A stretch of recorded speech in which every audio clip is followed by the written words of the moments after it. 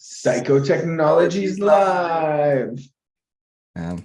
Right. Okay. So we're here for the Jhanas, and we're here to like do it quick because we live in this stupidly fast-paced world where everyone needs to get stuff done, right?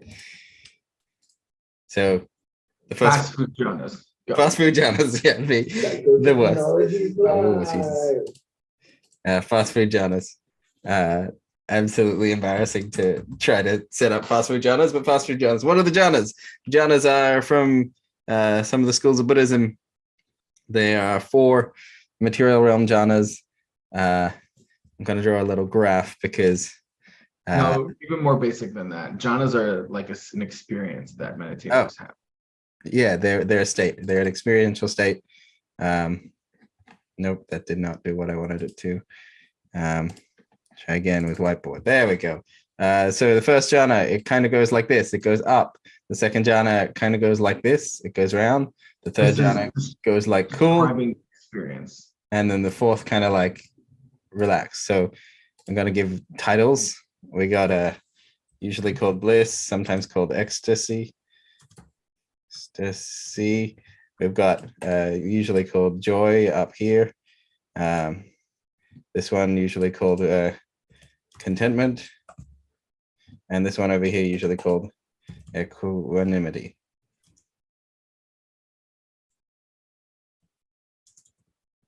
Blame my lazy typing. Anyway, those are the 4. 1, 2, 3, 4. Bang. Where do we find them? It helps if you're a meditator. This is an experience. How can you have this experience? Right, right. They're experiential states. How can you recognize this experience if you're already having it? There's literally a let's do it now sort of way to get there. Try them. If you're on retreat, if you've spent months, you get really deep, you get really powerful jhana. If you're not, and you're like us, and you're sitting in front of a computer, you can get the really shallow jhanas, but still get sort of like a sense of the vibe. Because there's sort of a way in which your mind can give itself goodness, like good quality, good feeling. And pre-jhanic, before you've had these experiences, you're kind of like, sometimes you do it, sometimes you don't. Sometimes you like climb a mountain and then you're like, great job, I climbed the mountain. And you're like, I gave myself the dopamine for climbing the mountain. And what happens is we set ourselves up to be chasing reward in that way. And reward feels really scarce. But what we can do is we can go and reward ourselves and then be like filled up with reward. And then it feels so much easier to choose what we actually want rather than the like really uncomfortable, like chasing reward style. Anyway, let's just do the jhanas. Okay. So it's pretty much like you can just make yourself feel good. So it's kind of like touching your pleasure centers. Right. You can make yourself feel good in a non-wirehead way, like in a healthy way. Yeah, in a healthy way. They kind of, you end up just having a better baseline or like having access to nicer places. They're kind of called the refuges in some sense that, the world does have a lot of suffering in it. And it's nice to be able to get a little bit of an escape to up resource and then go out and deal with the suffering of the world again. So put away your weed, put away your cigarettes, put away your those things help by avoiding the suffering, but why don't you just give yourself the resource and then you can actually do. Maybe we can phrase it positively. Here's an alternative that's probably healthier to those things. Yes, healthy alternative. All you need to do is the meditating. All right, jhanas. So first jhana, first setup, right? So we need to be relaxed, we need to be comfortable. I'm moving a little bit quick, so that's kind of going to be getting in my way. So slow down my breath, calm down, get present.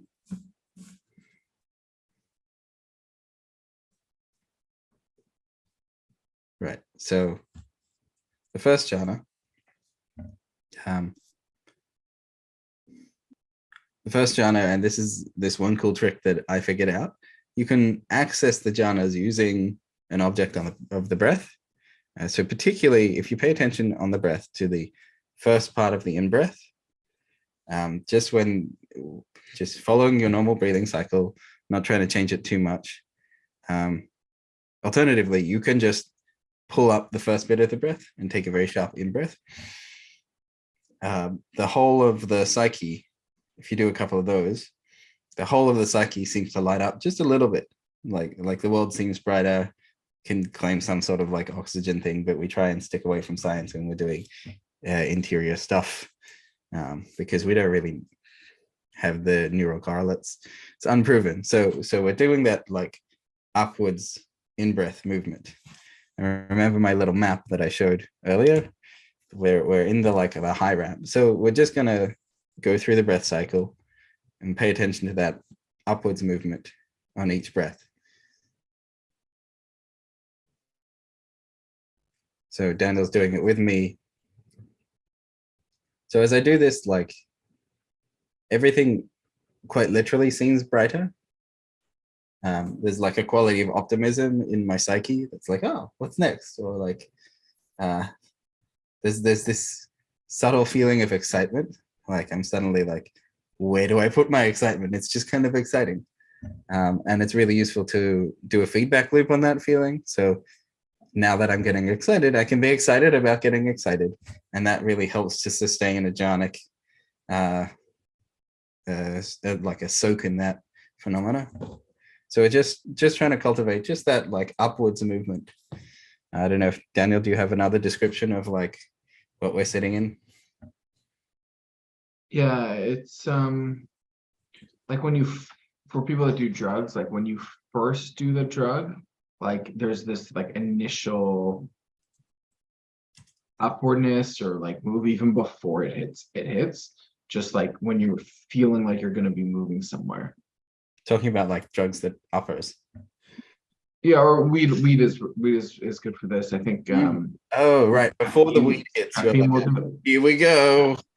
Yeah, there's like this like, oh, like stuff is gonna happen, or if you're like gonna do a trip, or you're like a drug trip or a regular trip, like where you're going to like get a new toy or something, and you're like, oh, like excited. There's this like beginning of that anticipatory excitement, like you start to feel good even before you get that like reward of whatever the thing is. Just this idea of like the rewards gonna be coming, you start to feel already.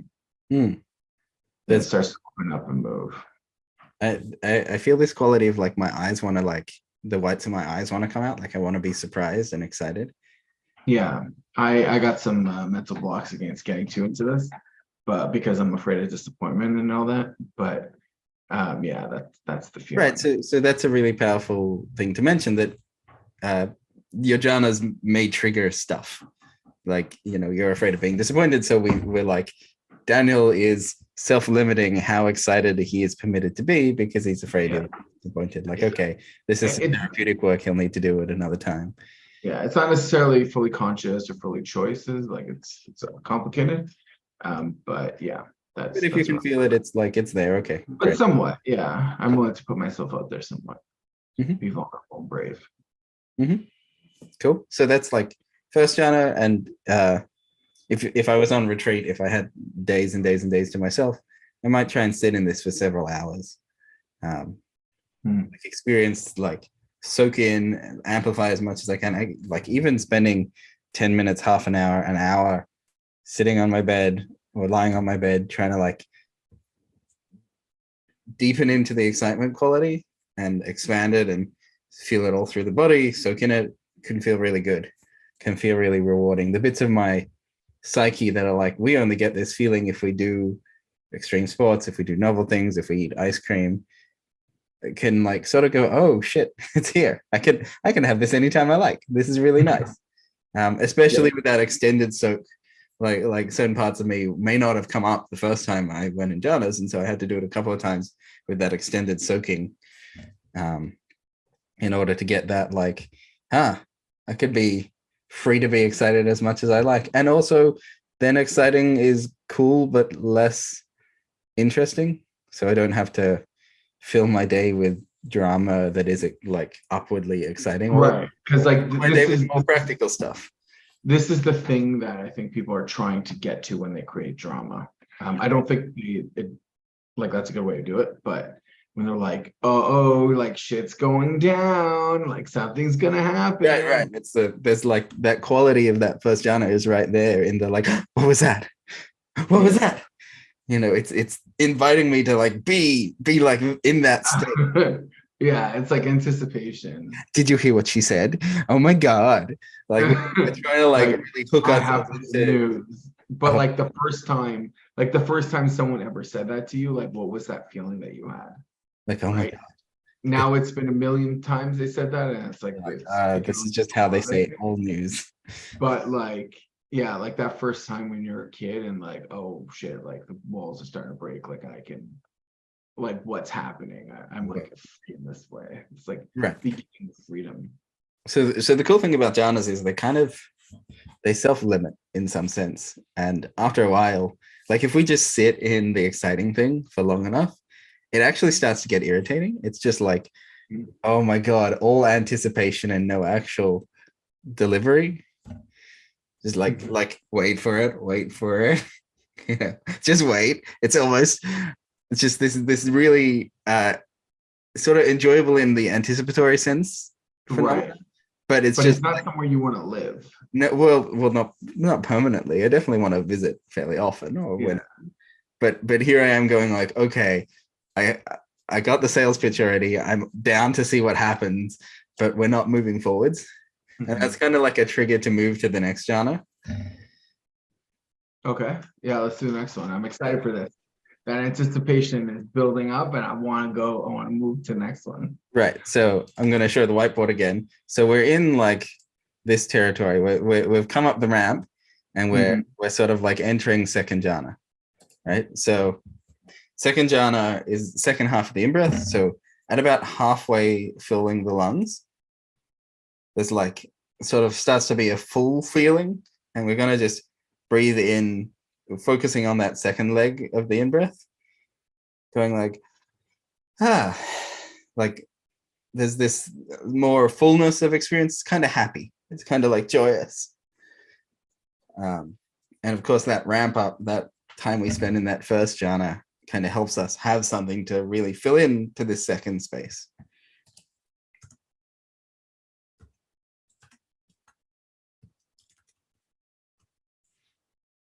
So it's more full rounded. Like I think sticking my stomach out and taking in a really deep breath, and it's kind of hot and warm and comfortable.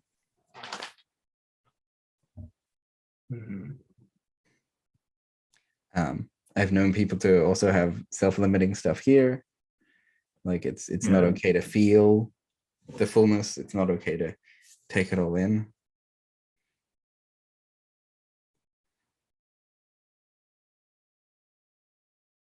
Yeah, it's just taking me a minute to get there.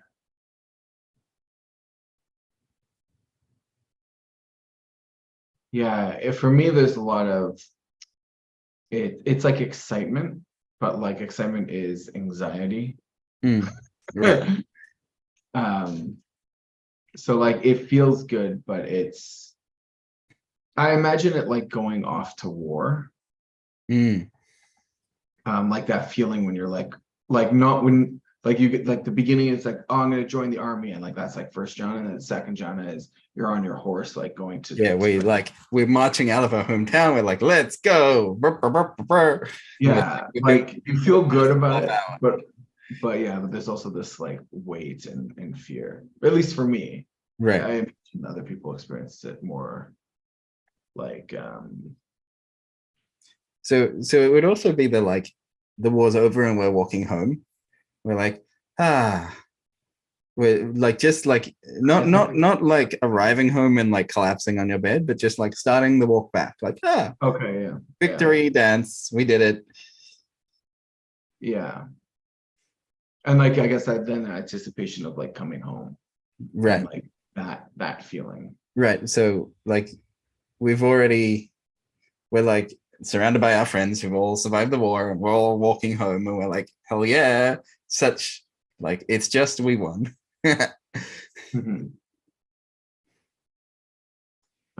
Yeah, or I think the other one, like what's coming to mind for me is I'm at a party and like I'm at a good party, but Not like I haven't quite entered yet. Like I've entered the party, but I'm not inside the party.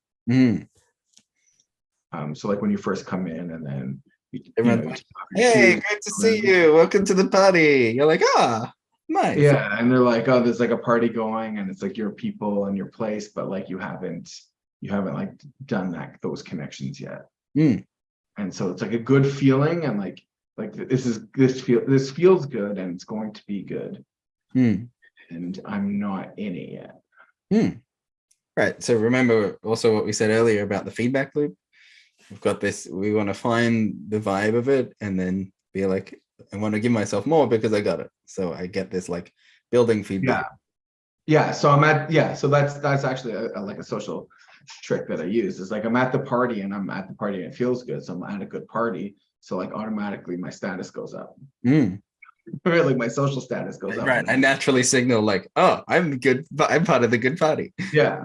Other people. Yeah. So I'm like in like holding that I'm like not holding it because I think good parties are like to do jhanas properly. You're not holding anything inside you. It's just like that's what's happening. And so it's like imagine you're at a good party, but like no one's talking to you right now. But you're not upset about that. It's just a party without the people. This is how I imagine. This is how I imagine the ideal party. Like when I go to parties, this is generally the feeling I'm trying to. The platonic shaped party. Oh goodness.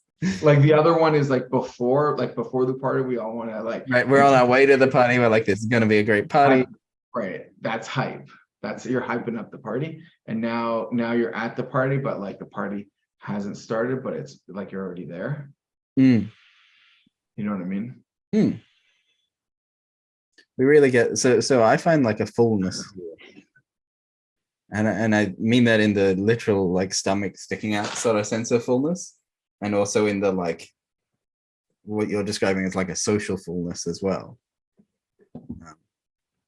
Much as social isn't quite Jhana, like social is kind of Jhana 6, but that's a different conversation. But I'm more just trying to give examples or give moments that sort of illustrate this this feeling so that other people can find it. And then you do it with. What we're trying to do is point out the state. Like this is a state of sort of, we call it translated as joy, and point is, chances are you've probably experienced that once or twice in your life. Of course we can't, the tricky thing is you can't grasp. If you grasp too tightly, then you're doing the grasping thing, so you kind of got to let go and fill it out. That's why I use the party example, because at a good party you're just there at the party, you're not making the party. Or you can make the party before, but when you're there you can't make it. Right. So at some point, like even this gets annoying. Like, I'm at the party, it's just a good party, and I've been here for hours. It's a good party, but I haven't spoken to anyone yet. I haven't gone into any good conversations. I haven't tasted the food, right? Like I wanna like get into the party. Not just be the party, but like be inside the party. Right. But so even second jhana gets annoying after a while. Right. You know, we're just this. It's like. Are you annoyed with it? Yeah. I know where to find the annoyance. It's like, you know, we've been at the party. It's just like, it's a good party. Like there's nothing. There's nowhere to go. There's nothing else to do. We're just kind of like staying here. They're like, okay. It just starts to become generic good party, but like there's nothing there to do, and then that will itself get stale over time. Right. Well, the third jhana doesn't go up, remember? Let me show you the map one more time. So we're over here we're now in the third territory over here, right? So there's we can go back to first jhana and like go up again, like, oh, maybe we can take this party onto another level. Stay focused. Yeah. Right. But third jhana takes us to sort of more of a relax.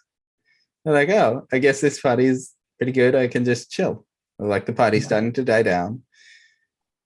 Yeah, maybe like once you've like connected with a bunch of people and like you're really in the Starting midst to of the feel safe party, and comfortable. and you've eaten all the hors d'oeuvres and had a couple drinks, then like then what? Right. So we're gonna go for the start of the out breath. So if you take a nice deep breath in, and then you like breathe out and take a sigh. So we're looking for the contentment quality of the jhana. And again, we want to follow a couple of breaths down this like slope of relaxation. And all that stuff that we pulled up into through first and into second, we're like, now we can just sort of let go. I've heard people describe this as sympathetic and parasympathetic. So this is the sort of down regulating stuff. So all of that, like holding the vibe and keeping good party, we're now just kind of letting go. It's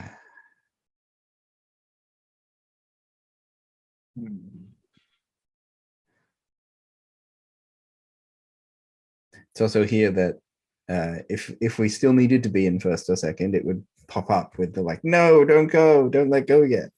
Like this sense of like, I don't want to leave the nice place would appear here. So that's interesting to note. And in that sense, we can just maybe later go back there, hang out there. But for now, we're gonna like drop it, let it go. We do know it's accessible. Yeah, it feels very relaxed. There's definitely a relaxing quality. Yeah, it's like a hot tub. Like you're all just chilling in a hot tub, and like sometimes you get those silences, and it's and like the silence is we're all enjoying the hot tub. Like that's what we're doing together. And like maybe there's like for me, like there's activity in the background like happening, but like and that stuff is fine to do its thing, but like I'm just just chilling in the hot tub now, and it's interesting. Like I don't have to be at work in 10 minutes. Yeah, we get to relax. We get to down regulate everything. For me, there's like a falling, like a gentle falling or like a dropping. And I mean, there's a voice tone to it too. Like I'm no longer doing the like, let's get excited, let's get in. I'm doing the like, let's calm down. Like I'm like patting and stroking, smoothing down. They're like, calming back down now. Yeah, there's like a certain intimacy that happens, I think, here. Very prone. Yes, you definitely, it helps to feel safe in being here, to get to here. Like if I'm, more in the qualities of hypervigilance or like all that shit I've got to do later today, it's going to be very hard to soothe, to relax, to cool down. And again, several hours soaking in this, it's quite a powerful transformative experience, especially for someone who can never relax or has some quality of anxiety that never really seems to turn off, or high heart rate that never seems to cool. Like, we're going to activate that down regulating physical system and just sit in it.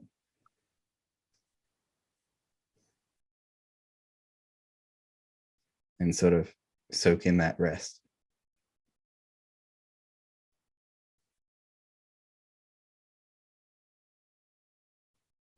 Yeah, I find myself very prone to moments of peace. Like this is what peace. Right. So I'm going to throw up the diagram one more time. So what we're actually doing is we're kind of crossing into equanimity territory as well. That like I can feel where like with kind of those moments of peace are quite a lot more like equanimity than they are like contentment. So we gotta like go back a bit into the contentment, the like cooling down territory.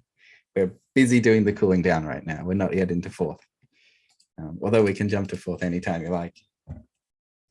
Yeah, I mean, I'm just sort of moving there. I feel like we didn't have a big enough party, The cooling down is just very quick. Right. So that's the interesting thing here, though, because cooling down beyond the point of what needs cooling down just starts to get irritating again. Yeah. Here we are, like, okay, I've already cooled down, and yet we're still in this like cooling down phase. Like, just stop already.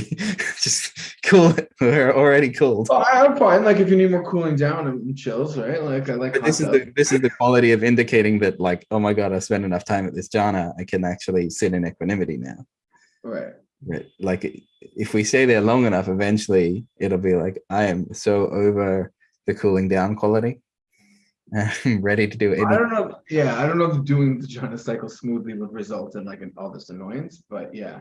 No, well, look, we spent about 2 minutes in each spot. If you spend 10, 20, 30, then they start to like get a little bit annoying. But that the annoyance is the signal, it's the clue for like, how do I know when I've done enough jhana? That annoyance is quite a good clue. But anyway, at some point we're like, okay, I've cooled down enough and I'm just going to sit there. So the last one is the second half of the out breath. So we had the in breath for the first jhana, the like full breath for the second jhana, the like starting to breathe out for the third jhana, and then second half of the out breath, just letting all the rest of the air out of the lungs for the fourth jhana.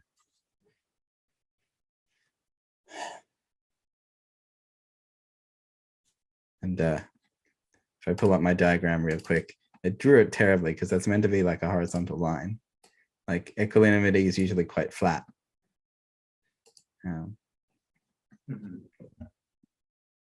Yeah. Like this sense of just sitting here. The mind isn't really doing all that much. There aren't many thoughts arising, or the thoughts that arise aren't like huge spikes. We're definitely not doing the like, be excited right now.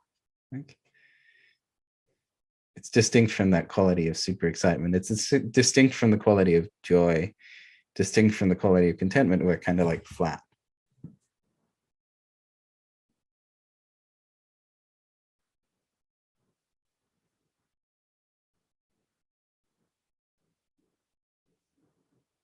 It's also that on the platform of equanimity, yeah, right. Nothing really I happens. don't really have anything to say. On the platform of equanimity is like where other things can become visible.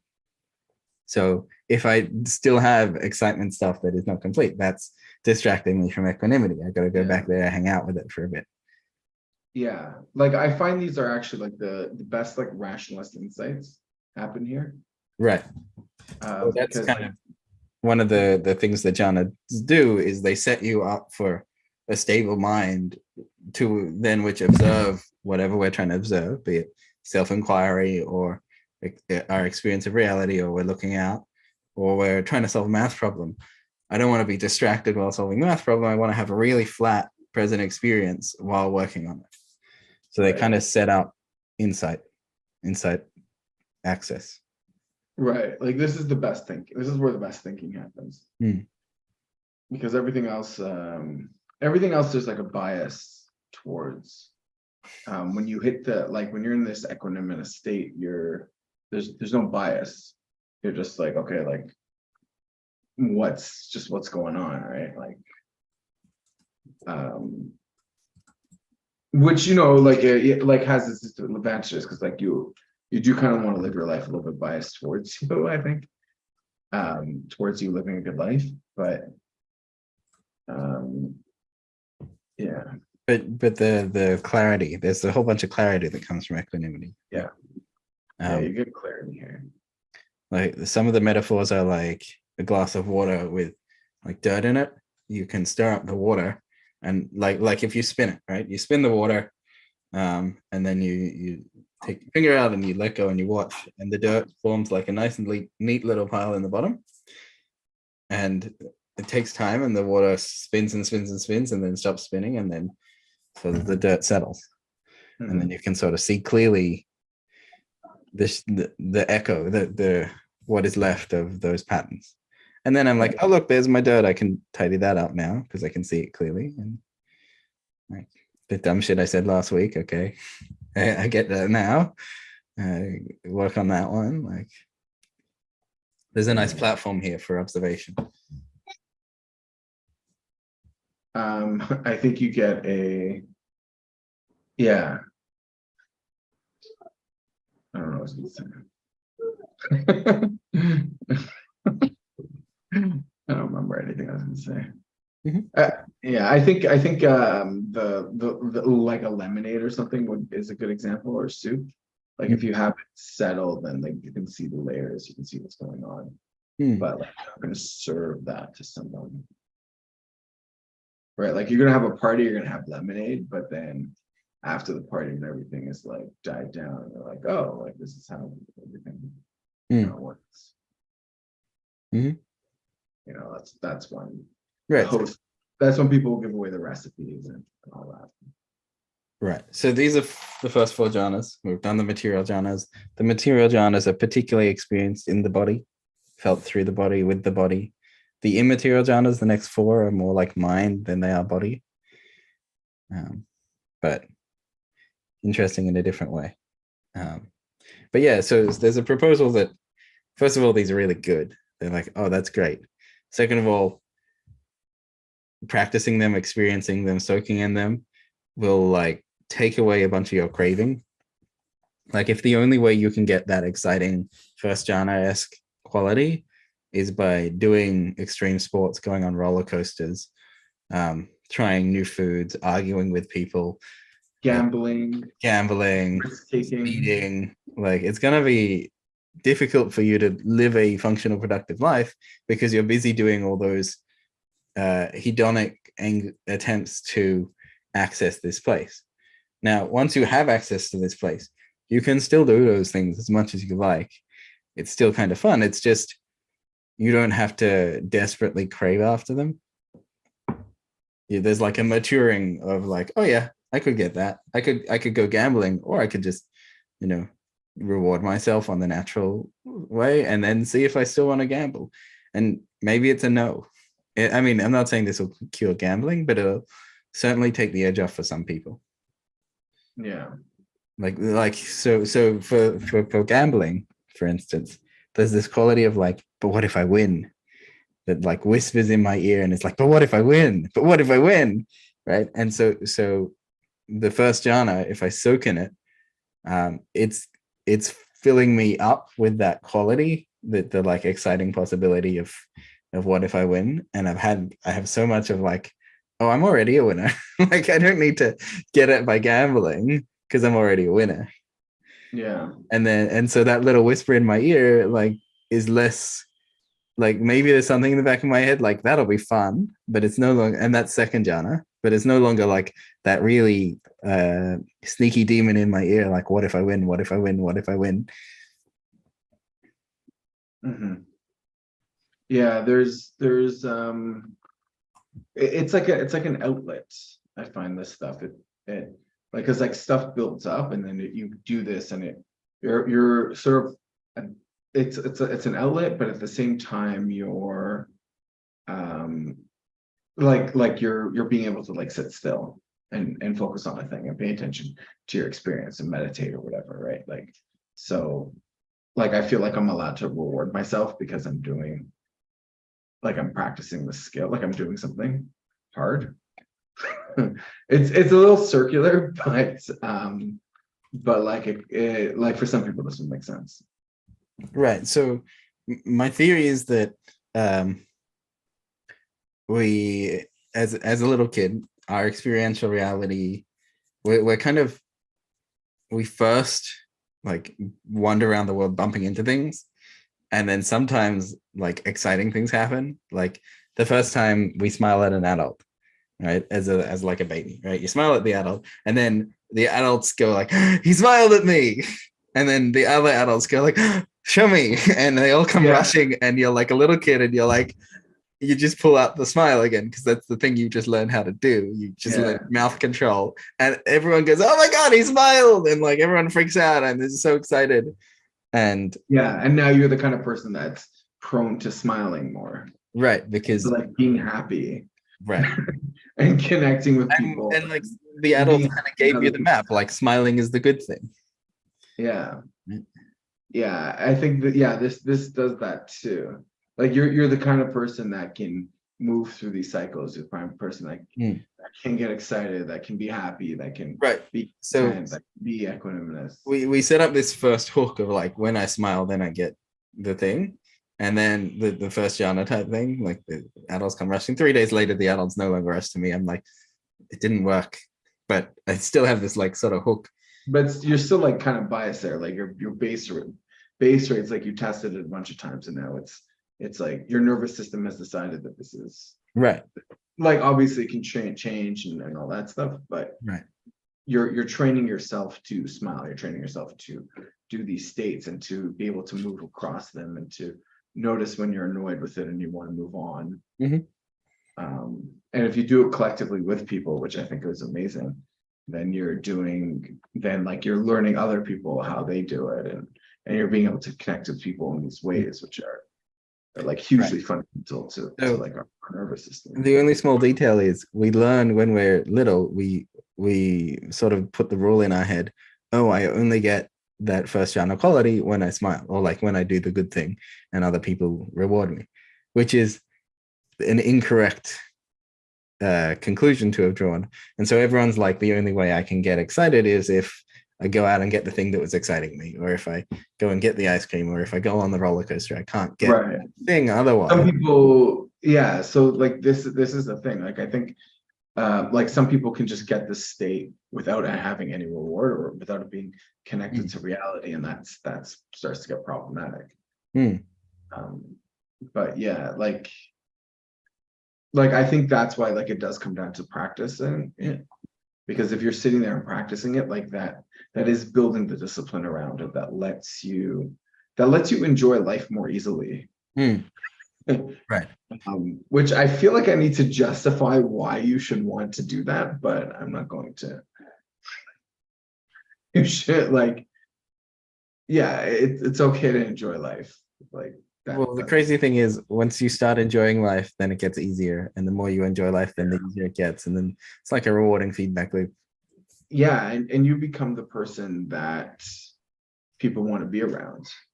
And so if you have like good ideas, or you think you are a good person, this is like a very easy way to get power that is like beneficial. So if you're happy, people will want to be around you because they also want to be happy. And then that's just like kind of how you're living your life, is like you're a happy person that is bringing happiness to others. And that is such a good way to live life. All right. Any final words on jhana? Otherwise, then they're great. I've spent countless hours over extended periods of time soaking in them, getting the hang of them, getting to know them, getting sick of them. Learn some stuff. I mean, the Buddha has a thing to say on this that I can't remember, but do you remember it?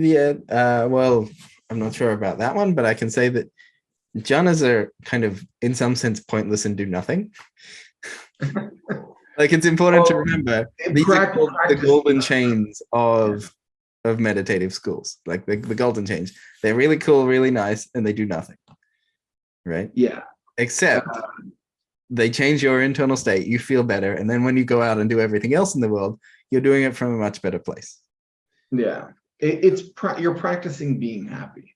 Right. So if you want to be happy in life, and you want to be happy with others, or pursue or whatever, then this is how you do it. This is how you practice being happy. And I will say, like, anything great you want to do in your life, whether that's like be the best basketball player or be a good dad or mom, you're gonna have to practice stuff. Nobody's born knowing how to do this. And I think it's important to look at yourself and to decide, and your family or whatever it is that you're here in this life for, and decide how important is happiness for you. And is this something you want to practice and get good at? All right. Winding up with a Psychotechnologies Live. Thanks for